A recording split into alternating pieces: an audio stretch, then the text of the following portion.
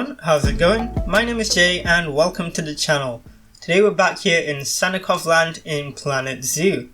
Now for those of you who are new here, Sannikovland is my current project in Planet Zoo where we're focusing on building this really large scale zoo set within this really lovely lush tropical environment, and we're going to make use of loads of different pieces, loads of really interesting architecture and habitat design to really flesh out the zoo and include animals from all sorts of places from across the various different continents on our planet.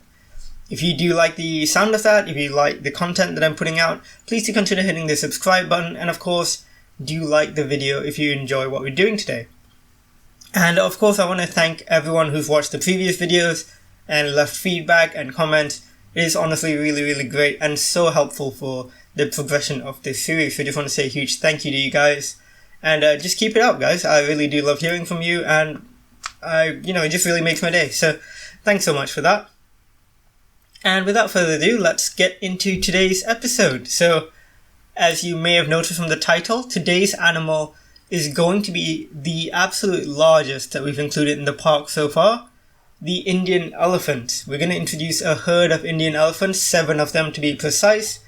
And because they are the largest creatures we've introduced to the park so far, they are going to require the largest habitat so far. So that's what we're going to be doing today, and as you guys have requested a lot, I'm going to talk through the process of building this, my ideas behind everything, and just walk you through how I came about with all these ideas. And then once things calm down a little bit with the building towards the middle of the video, we will go into the species profile for the Indian elephant and talk a little bit about the animal itself, because these animals are truly incredible and there's lots to talk about with them. But first, let's talk about what's going on screen. So first off, I needed to make sure the habitat was large enough for the animals we were going to include. So first thing I did was, once I had a rough kind of area where I knew I wanted the habitat to be, I set up a null barrier around the outside of it just to measure the size. So a good trick is that if you don't know how big a habitat is going to be or how big it needs to be, one of the best tricks you can do is actually to set up a null barrier around the outside, and then once you have that, you just have to put in a door in the barrier itself, like staff gate so to speak, and from there the game will calculate how much space is actually within your null barrier. So that's a great way of determining what sort of size your habitat is going to be before you place down anything proper. Once I had the size in place, I quickly put down the moat around the outside. So that's going to be linking over from the waterfall that's going to be coming down from just behind the Bengal tiger habitat.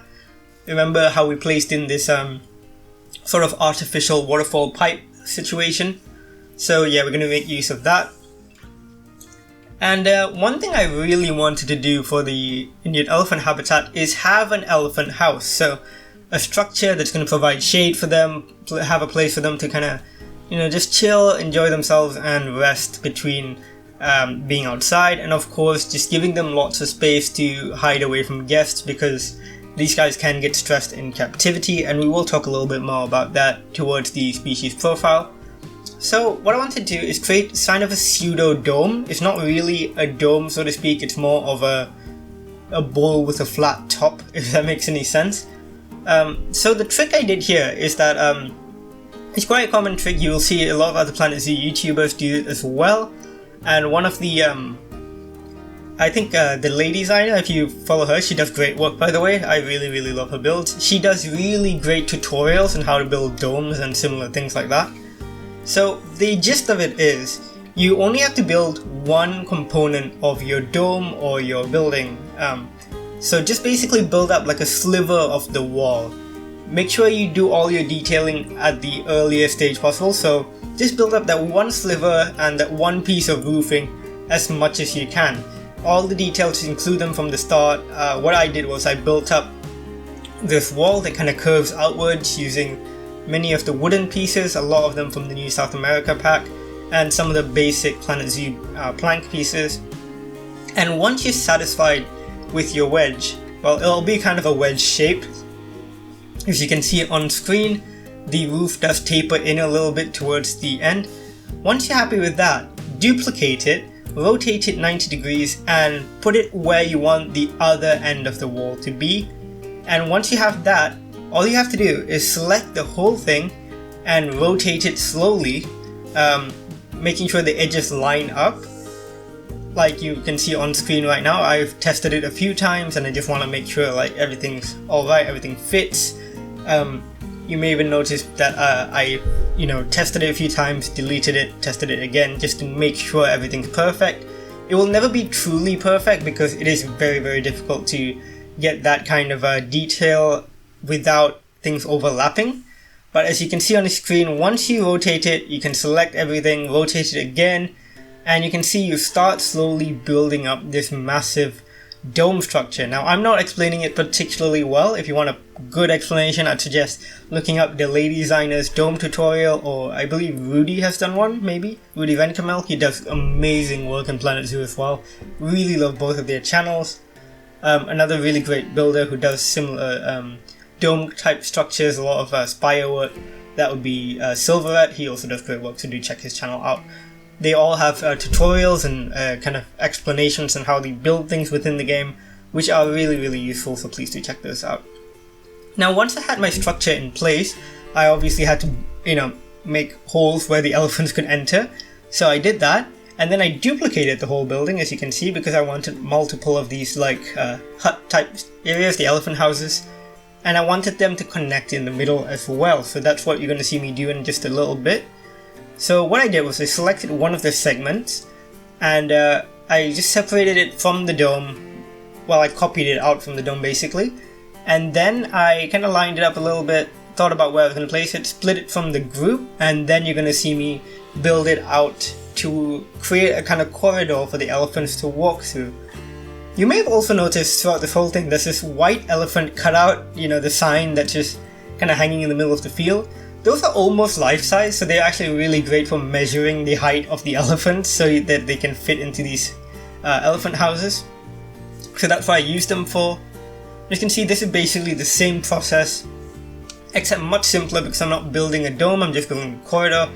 So very similar, just putting out the plank pieces. You can see that I've colored a few planks a different color just to give it some more realism, because obviously not all planks are going to be the same color.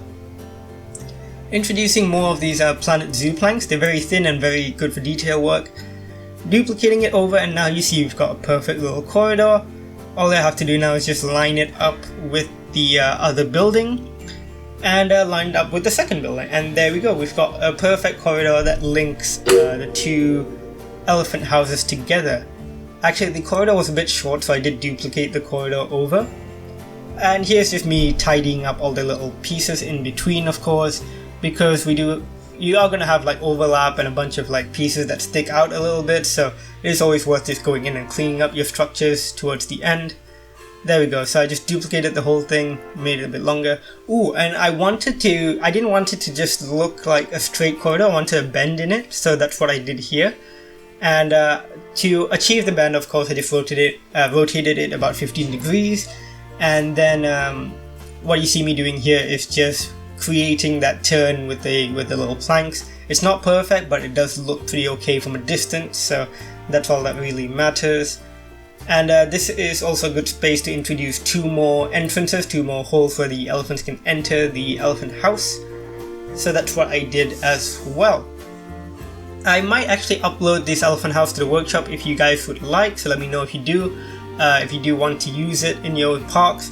It is very piece heavy, it is very taxing on your performance, so if you do include this, whenever you go near it, your performance is going to dip quite significantly, so do be warned. So that's why I'm asking you if you guys want it. I'll put it up in the workshop, but it does take a toll on your game, so do be warned ahead of time. Now here you can see me introduce the two extra entrances for the elephants. They can actually not use these middle ones because they're too small, but it just looks good for the aesthetics. They can actually make their way into the whole building, they can walk around the whole thing, they just can't use those two entrances, they can use the others perfectly fine. I do apologize quickly if you can hear any noise. There's a couple of dogs outside just barking like crazy and I have no clue where they came from. I'm pretty sure my neighbors don't own any dogs, so who knows. But yeah, here you can see me just introducing more entrances for the elephants as well. It is just really helpful to have many different entrances for the elephants.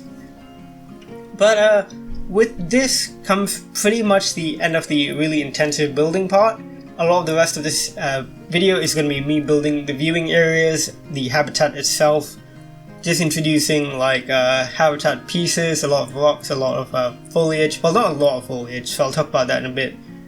But shall we get into the species profile while the building is currently underway? You can see me actually test out things with the Indian elephant here. I introduce one very quickly and just quickly test out to make sure it can enter all the different spaces, and then I quickly box her up again and she'll return later on. You can see I just removed a couple of bamboo pieces because they were getting in the way of her entering the building.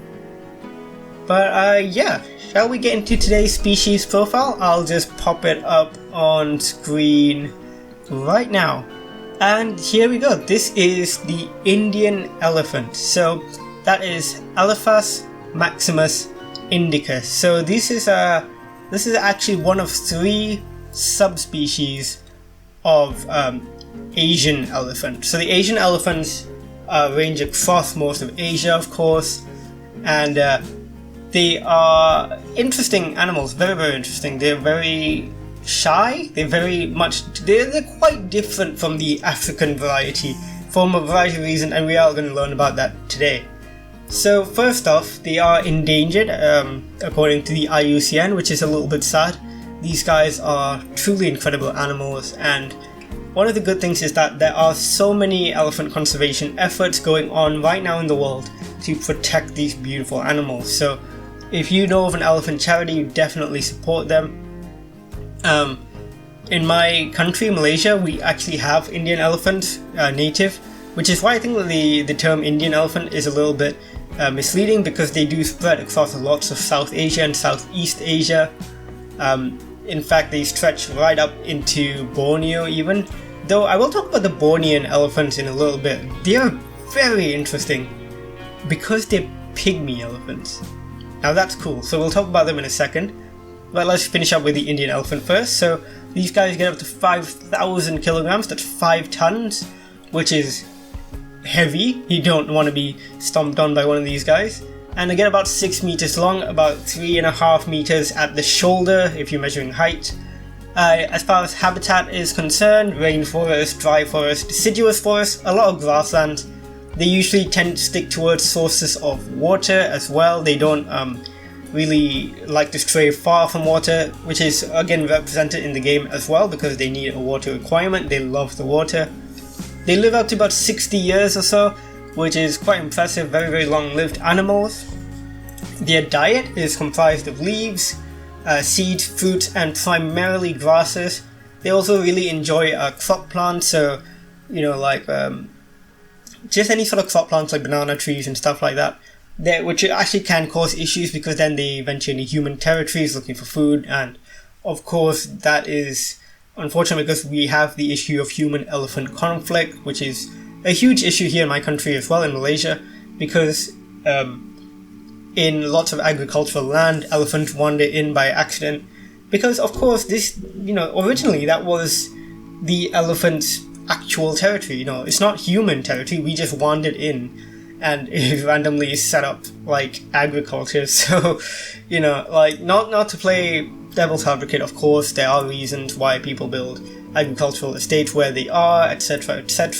But of course this can lead to severe issues when elephants come into contact with people, because it's just a dangerous situation for everyone involved. But further talking about elephants, let's get into some really interesting facts about these guys. Like I said, they are one of 3 subspecies of the Asian elephant, which is really interesting. Again, the Asian elephant are all kind of similar. There's very little to distinguish them.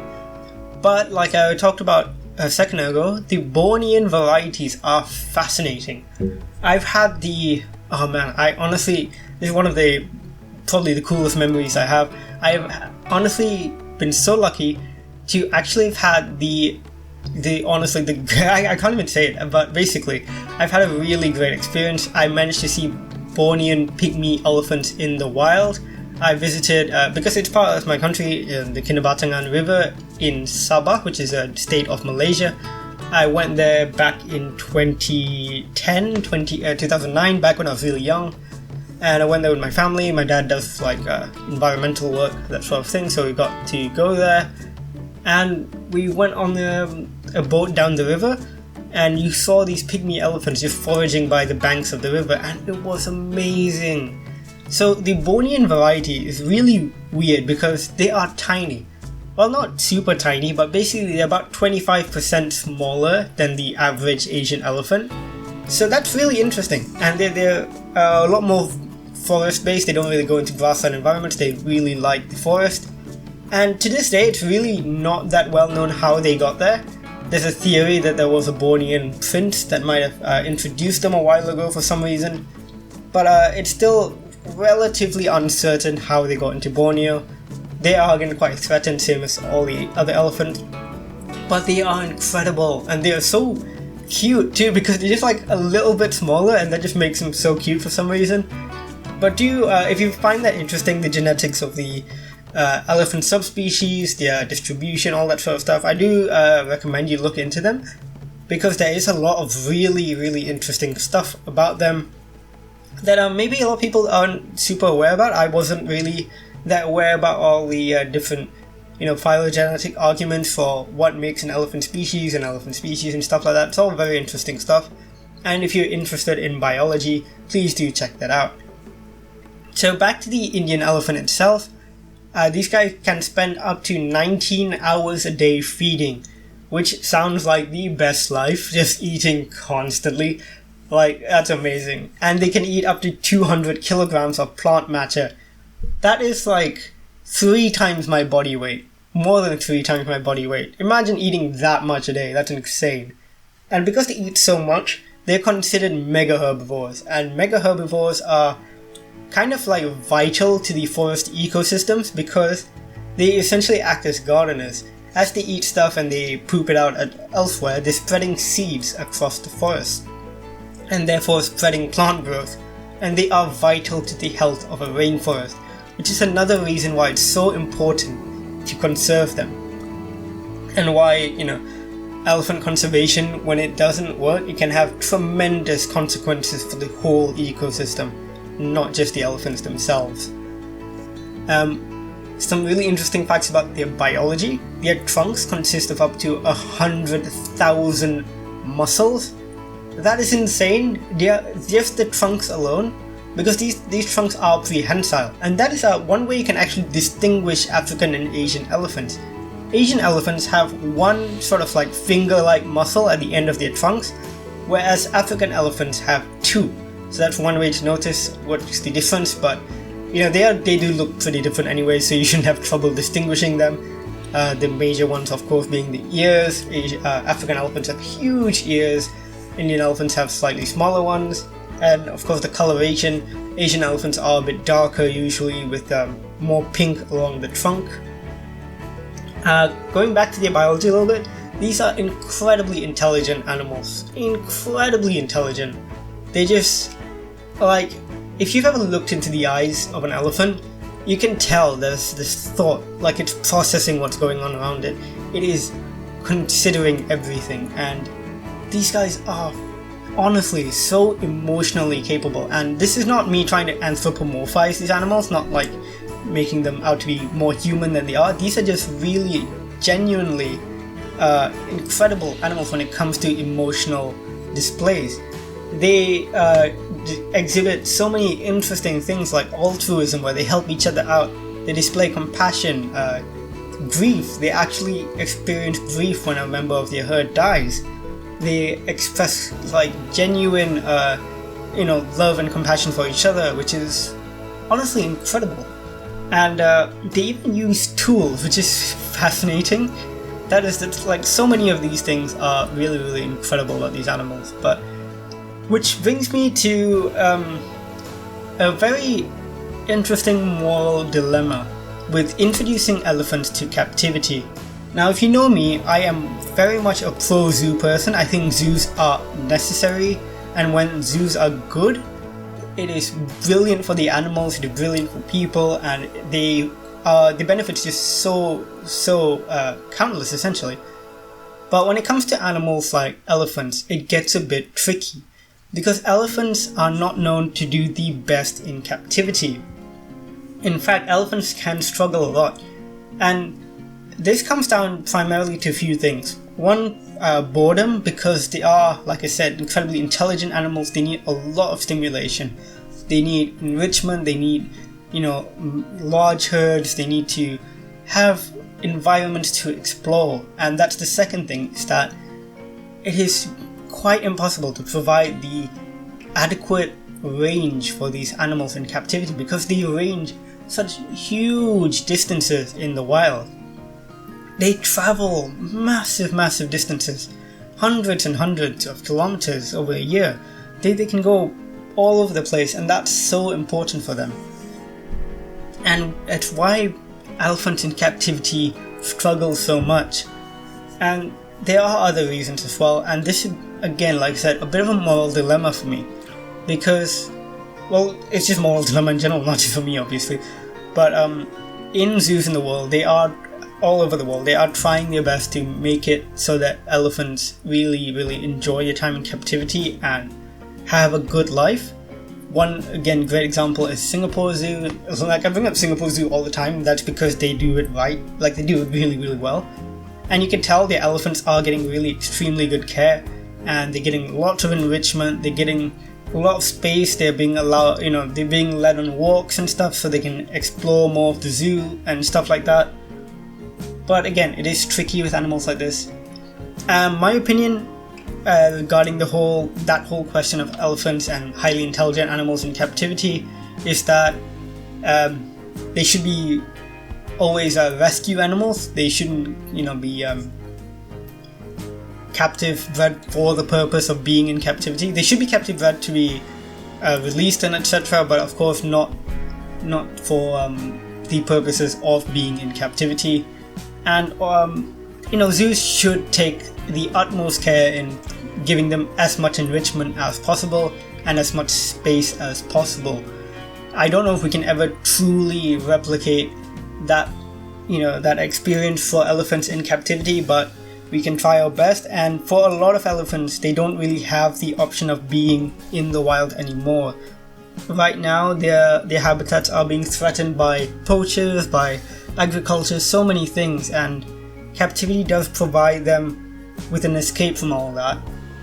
But we need to make sure that it's done right. So that was kind of my 2 cents in the whole thing. Again, very complicated discussion there. A lot of factors to be considered, so don't take my quick discussion as gospel. There's a lot more factors at play. And if you're interested in it, do look up elephants in captivity and some of the really good zoos that do good work with them. Like I said, Singapore Zoo. I think San Diego Zoo does a really good one. Some zoos have phased out elephants altogether. For example, London Zoo doesn't have elephants anymore. But again, sometimes there isn't an option for these guys to be in the wild anymore. So yeah, very complicated discussion.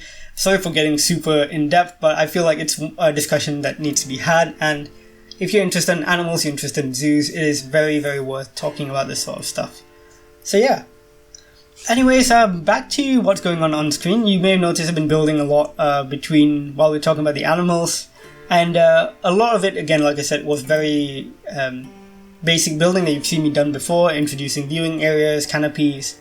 Right now you see me working on the kind of the privacy area for the elephants, so it's where the staff building is and where the elephants can get away from the guests for a while. So I wanted a decent amount of space where they can get away from everything and kind of hide out and not have to worry about people kind of staring at them all the time. So here's a little space for them. Our herd of elephants ends up being 7, so 6 females and 1 male. In zoos in real life, they wouldn't keep a male with a bunch of females because males can be quite aggressive. But for the sake of this zoo, I wanted baby elephants, so I'm going to put them together.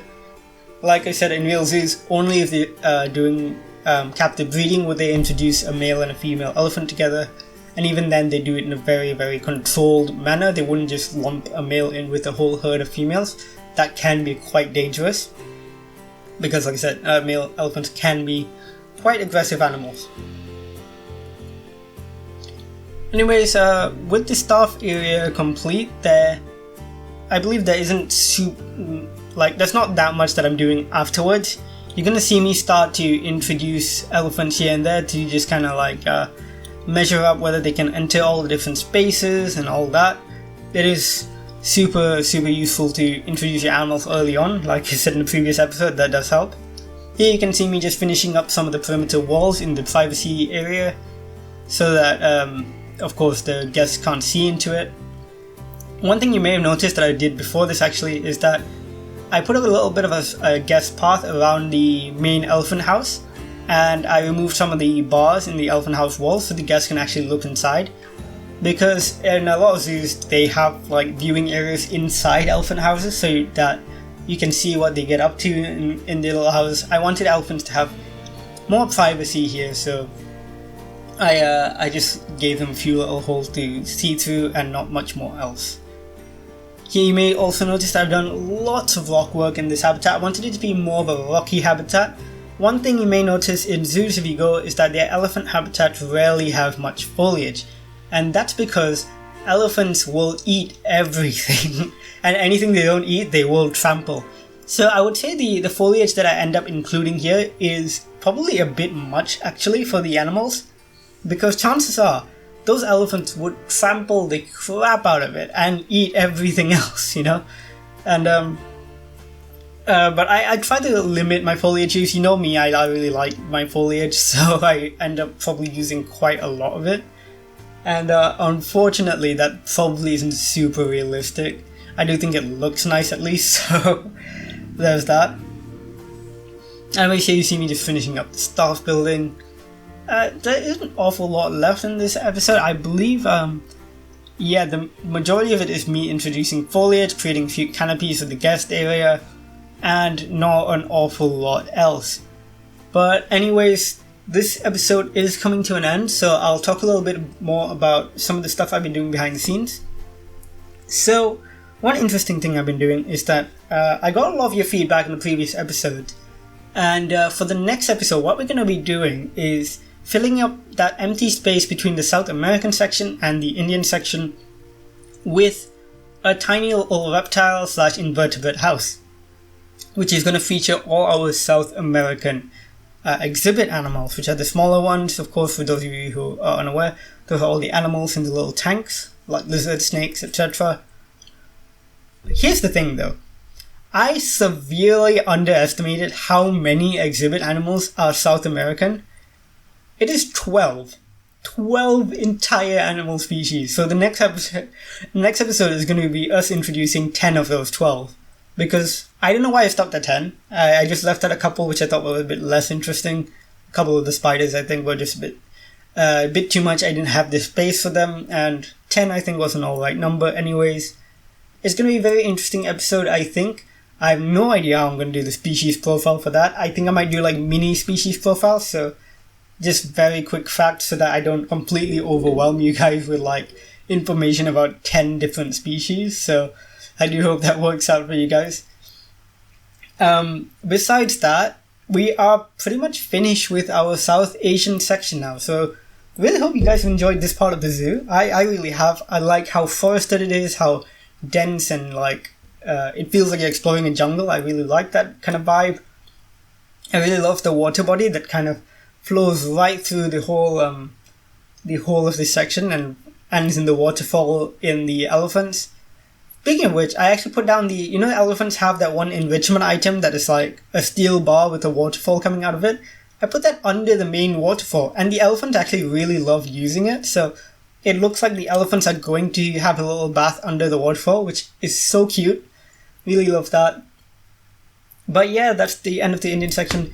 There's one more South Asian animal which I haven't included, which is the Indian peafowl, you may have noticed. What I might do for that is I might just kind of plop them around in the various habitats. I might put a couple in the rhino habitat and a couple in the Indian elephant habitat. Or I might save them for the petting zoo. So let me know which one you prefer out of those two options, or whether you think it'll be okay to do both. So yeah, just let me know in the comments down below, of course. As for now, the fact that we've finished up the Indian section, I want to hear from you guys. What's next? What should we do? here are your options.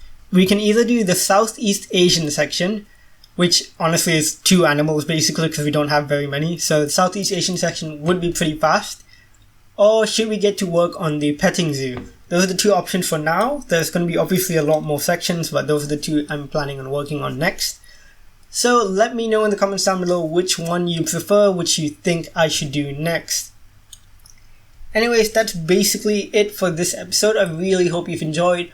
I hope you've enjoyed learning a little bit more about my build style. I hope you enjoyed learning about the elephant a little bit. I know it can get a bit tough talking about it at times because, you know, it can be hard, you know, learning about threats and stuff like that. But it is important stuff, and I do hope you have learned something from it or enjoyed learning about it as well.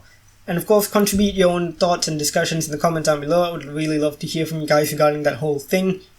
And tell me what you liked about this habitat, what you didn't like, what you'd like to see next, and I will happily respond to all of you guys as usual. So, just a final note, just want to say thanks again for you guys supporting me. We're almost at 400 subscribers now, which is huge, and I really love that. You know, thanks so much.